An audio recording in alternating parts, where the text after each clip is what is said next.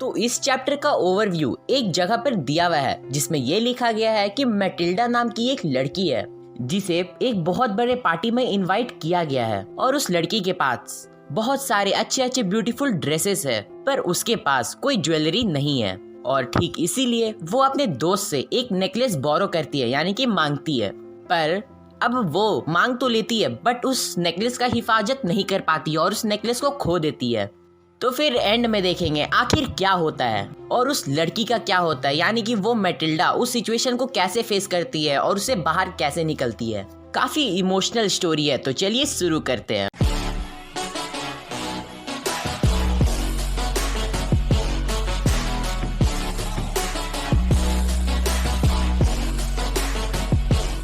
तो एक लड़की है जो काफी सुंदर लड़की है जिसका नाम है मैटिल्डा। तो मैटिल्डा एक क्लर्क फैमिली में जन्म लेती है और शायद उसकी किस्मत उतनी अच्छी नहीं थी क्योंकि उसके जो मॉम डैड है, उसके जो पेरेंट्स है, वो डाउरी के लिए यानी कि दहेज के लिए पैसे खर्च नहीं कर पाए क्योंकि वो लोग बहुत गरीब थे। और ठीक इसीलिए मैटिल्डा की शादी एक नॉर्मल क्लर्क के साथ कर दी गई थी। और वैसे भी मैटिल्डा के पेरेंट्स को कोई भी होप नहीं था कि मैटिल्डा एक रिच घर में, एक अच्छे घर में जाएगी क्योंकि उनके पास दहेज देने के लिए पैसे नहीं है। जिस लड़की के साथ मैटिल्डा की शादी हुई वो लड़का एक बोर्ड ऑफ एजुकेशन नाम के कंपनी में काम करते थे, क्लर्क का जॉब। मैटिल्डा एकदम सिंपल हाउस से बिलोंग करती थी बट वो एकदम अनहैप्पी रहती थी क्योंकि वो यानी कि मैटिल्डा को तो उसे लगता था कि वो उसका जन्म एक रिच और लग्जरियस लाइफ जीने के लिए हुआ है, पर ऐसा बिल्कुल भी नहीं था। मैटिल्डा हर समय पॉवर्टी यानी कि गरीबी में रहा करती थी और शायद इसीलिए वो हर समय अपने लाइफ में अनहैप्पी रहती थी, जिसकी वजह से वो अपने लाइफ में बहुत ज्यादा गुस्सा भी करती थी। मैटिल्डा का घर का दीवार जो था वो बहुत ही गंदा था और उनके पास जो बैठने के लिए चेयर था वो भी कहीं कहीं से टूटा हुआ था। मैटिल्डा के हस्बैंड जो थे वो यानी कि वो क्लर्क, तो वो जब भी डिनर करने के बैठते थे अपोजिट टू मैटिल्डा, यानी कि मैटिल्डा के एकदम अपोजिट साइड में वो बैठते थे और फिर कैसरोल का ढक्कन हटाते थे, फूड को स्मेल करते थे और उस फूड का बहुत अच्छे से तारीफ करते थे। वाओ कितना अच्छा फूड है, इससे भी टेस्टी और क्या ही हो सकता है। पर ठीक उसी समय मैटिल्डा बहुत ही आलीशान, बहुत ही अच्छे अच्छे डिनर के बारे में सोचते रहती थी। वो ऐसे ऐसे डिनर को सोचा करती थी जिसमें उसे खाना एक सिल्वर के प्लेट में परोसा जाता था।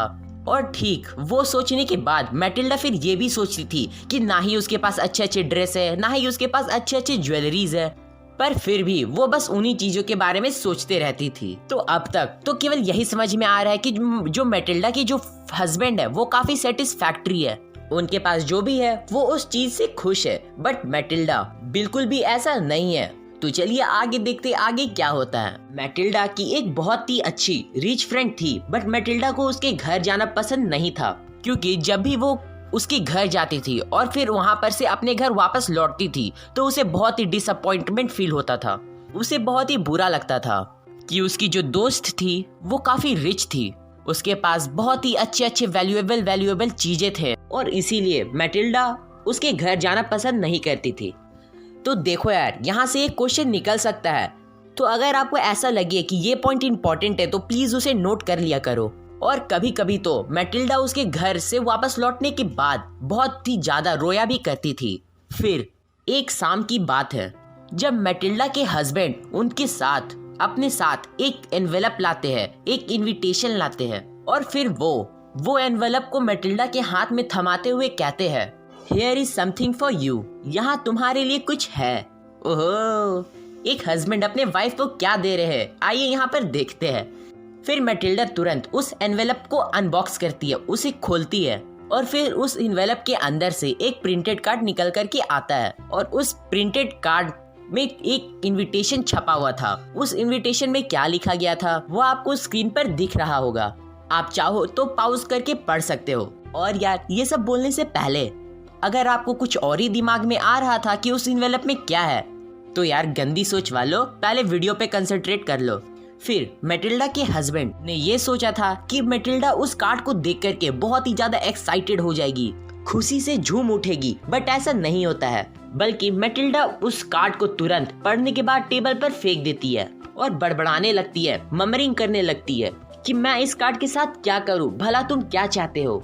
फिर उसके हस्बैंड बोलते हैं, क्या हुआ डार्लिंग, मुझे तुम बताओ, मुझे तो लगा था तुम इस कार्ड को देख करके एकदम से हैप्पी हो जाओगी, और वैसे भी तुम कभी घर से बाहर नहीं निकलती और तुम्हें इस कार्ड के जरिए बाहर जाने का मौका मिल रहा है और ये काफी अच्छा ओकेशन है, काफी अच्छा इवेंट है। और फिर उसके हस्बैंड बोलते हैं कि ये जो कार्ड है, ये जो इनविटेशन है, ये सबको नहीं दिया जाता है, इसके लिए काफी लोग वेट करते हैं, बट ये कार्ड सिर्फ उन्हीं लोग को दिया जाता है, बहुत ही कम लोगों को दिया जाता है। और वैसे भी वहाँ जाने के बाद तुम्हें बहुत ही अच्छे रिच ऑफिशियल्स को देखने का मौका मिलेगा।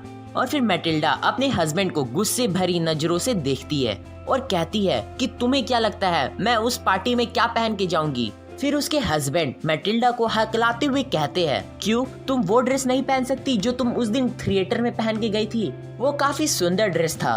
और फिर ये सब के बाद मैटिल्डा रोने लगती है और फिर मैटिल्डा के हस्बैंड हकलाते हुए फिर कहते हैं कि व्हाट्स द मैटर, क्या बात है, तुम रो क्यों रही हो। फिर मैटिल्डा कैसे भी करके अपने आप को कंट्रोल करती है, अपने आंसुओं को पोंछते हुए कहती है, नथिंग, मुझे कुछ नहीं हुआ, एक काम करो, जो तुम्हारे पास जो कार्ड है, ये इनविटेशन है, ये किसी अपने अच्छे दोस्त को दे दो जो हमसे ज्यादा बेटर हो और इस कार्ड की ज्यादा हकदार हो। और वैसे भी मेरे पास कोई अच्छा ड्रेस नहीं है, तो इसीलिए सॉरी, मैं इस पार्टी में नहीं जा सकती। और फिर उनके हस्बैंड को भी बुरा लगता है और वो कहते हैं, मैं इस इनविटेशन को किसी को दूंगा नहीं, बट देखते हैं तुम्हारे लिए एक अच्छी ड्रेस, एक अच्छा सिंपल ड्रेस कितने में आती है, ताकि ऐसा कोई और भी ओकेशन आए तो वो ड्रेस तुम्हें काम दे। फिर मैटिल्डा थोड़ी देर के लिए सोच में पड़ जाती है कि उसके हस्बैंड तो एक क्लर्क है, एक नॉर्मल क्लर्क है, और भला वो एक अच्छा ड्रेस कैसे खरीद पाएंगे। और ठीक इसीलिए वो मना कर देती है, यानी कि फुल डिटरमाइंड होकर के मना नहीं करती है, बट बेसिकली ये समझ लो कि वो ऊपरी मन से मना कर देती है। और फिर वो एक हेजिटेटिंग वॉइस के साथ कहती है, और वो फिर ये कहती है कि शायद एक अच्छा ड्रेस 400 फ्रांस में आ जाए। फ्रांस बेसिकली वहाँ का एक करेंसी होता है, तुम लोग इसे कंट्री वाला फ्रांस मत समझ लेना। और फिर उसका हस्बैंड थोड़ा पेल हो जाता है, हिंदी में मत समझना, ये इंग्लिश वाला पेल है, यानी कि वो थोड़ा पीला पड़ जाता है। और उनका फेस पीला इसलिए पड़ जाता है क्योंकि उन्हें एक गन खरीदना होता है जो हंटिंग पार्टीज में काम आए, क्योंकि वो अगले समर एक फ्रेंड्स लोग के साथ एक हंटिंग पार्टी में जाने वाले थे, तो इसीलिए उन्हें एक गन खरीदना था जिसके लिए वो कुछ पैसे बचा करके रखे थे। और वो जो पैसे वो जमा किए थे वो अब उसे मतलब कि देना पड़ेगा, उसे खर्च करना पड़ेगा उसके ड्रेस के लिए, उनकी वाइफ के ड्रेस के लिए, इसीलिए उनका फेस पीला पड़ जाता है। उसके बाद उसके हस्बैंड कहते हैं कि ज्यादा टेंशन लेने की जरूरत नहीं है, मैं तुम्हें कुछ पैसा दे दूंगा। और फिर अब पार्टी का दिन बहुत ही नजदीक आ रहा था और वो जो मैटिल्डा थी यानी कि मिमी लॉजेल, वो काफी सैड और बहुत ही डिस्टर्ब्ड दिख रही थी। फिर एक शाम की बात है जब मिस्टर लॉइजल यानी कि मैटिल्डा के हस्बैंड उसे पूछ ही लेते हैं कि क्या हुआ, व्हाट्स द मैटर, तुम इतने उदास क्यों हो। फिर मैटिल्डा इसका रिप्लाई देते हुए कहती है कि पार्टी में जाने के लिए मेरे पास अच्छी ड्रेस तो है, बट मेरे पास कुछ नेकलेस नहीं है, मैं उस पार्टी में एकदम गरीब दिखूंगी, मेरे पास ऊपर से नेकलेस कुछ वगैरह उस टाइप का कुछ पहनने के लिए कुछ स्टफ नहीं है, और इसीलिए मैं सोच रही हूँ कि मैं इस पार्टी में नहीं जाऊंगी। वाह, भला अपने हस्बैंड का 400 फ्रांस खत्म करने के बाद कौन ऐसा बोलता है। बेचारे का कितना शौक था कि अपने दोस्तों के साथ अगले समर में जाकर के हंटिंग खेलेगा, बट ऐसा वो आप समझ ही सकते हो। तो आइए देखते आगे क्या होता है। अच्छा ठीक, तुम ही बताओ, अगर तुम इसके हस्बैंड होते तो तुम क्या करते, तुम्हारा रिएक्शन क्या निकलता, कमेंट बॉक्स में जरूर बताना। फिर इसका हस्बैंड अपने भावनाओं को दबाते हुए कहता है कि तुम एक काम करो कि तुम एक नेकलेस, एक आर्टिफिशियल नेकलेस की जगह कुछ नेचुरल फ्लावर्स ही लगा लो, यानी कि पहन लो। इस बात से मैटिल्डा बिल्कुल भी कन्विंस्ड नहीं थी और फिर मैटिल्डा इस बात पर नहीं साफ साफ कह देती है। फिर वो ये भी कहती है कि मैं वहाँ पर मौजूद सभी रिच महिलाओं के बीच में एकदम शैबी गंदी औरत दिखूंगी। फिर उसके हस्बैंड को एक अच्छा सा आइडिया आता है और वो कहते हैं, हाउ स्टूपिड वी आर, हम कितने बेवकूफ है, तुम एक काम क्यों नहीं करती, तुम मिमी फॉस्टर से एक ज्वेलरी उधार में क्यों नहीं ले लेती। और मैं बता देता हूँ कि मिमी फॉस्टर वही रिच वुमेन थी, यानी कि मैटिल्डा की वो रिच फ्रेंड। इस बात पे मैटिल्डा काफी ज्यादा खुश हो जाती है इस आइडिया को वो काफी ज्यादा अप्रिशिएट करती है और फिर वो बहुत ही ज्यादा जॉय में, बहुत ही ज्यादा खुशी में झूम उठती है। अगले ही दिन मैटिल्डा अपनी रिच फ्रेंड के घर जाती है और उसके बाद मिमी फॉरेस्टर इस चीज के लिए एकदम से एग्री हो जाती है।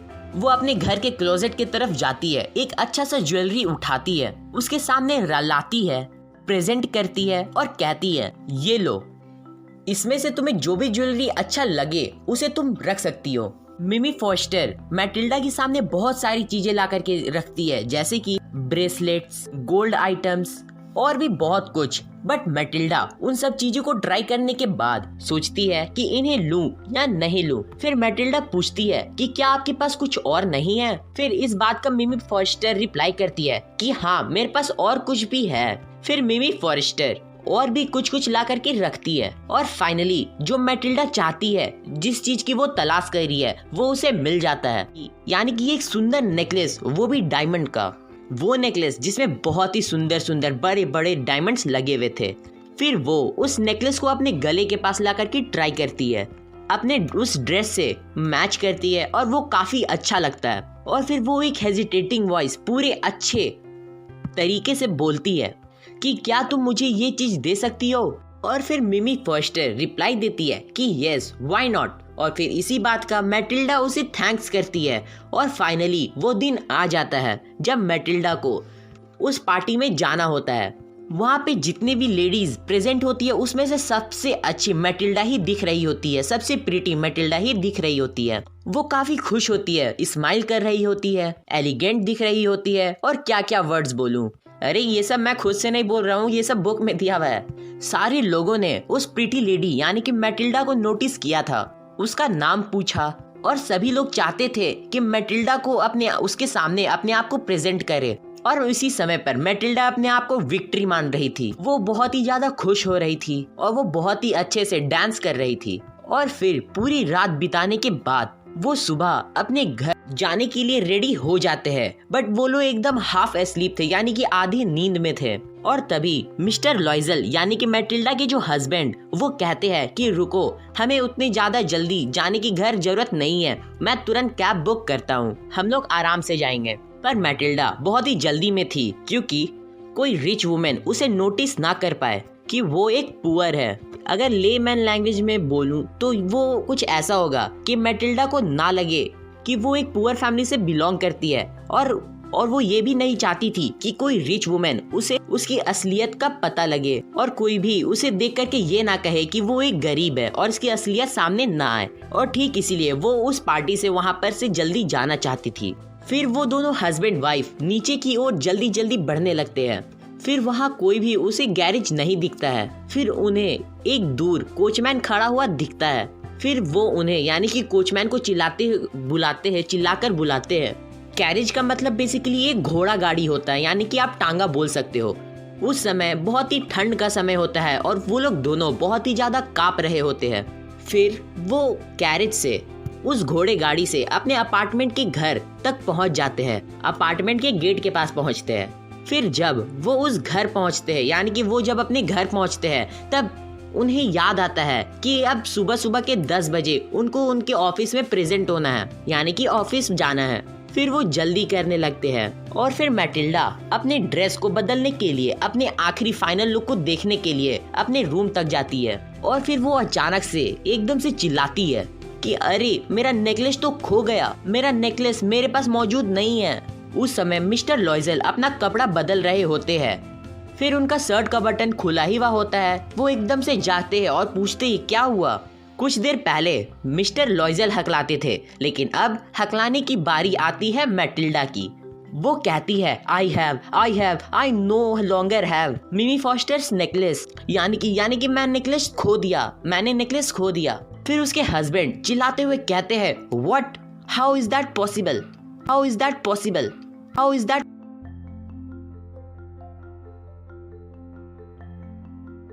तो दोस्तों, अनअकैडमी आपके लिए लाया है iconic subscription for classes 6 to 12, जिसके फीचर्स है लाइव डाउट सॉल्विंग क्लासेस। आपको मिलेगा India one of the best personal mentor, study planner as well as all the benefits of plus subscription. तो अगर आप इंटरेस्टेड हो तो एक बार जरूर डिस्क्रिप्शन बॉक्स चेक कर लेना, और हाँ, हमारे वीडियो को like, subscribe and bell notification को ऑन करना मत भूलना। तो मिलते हैं नेक्स्ट वीडियो में, तब तक के लिए बाय बाय।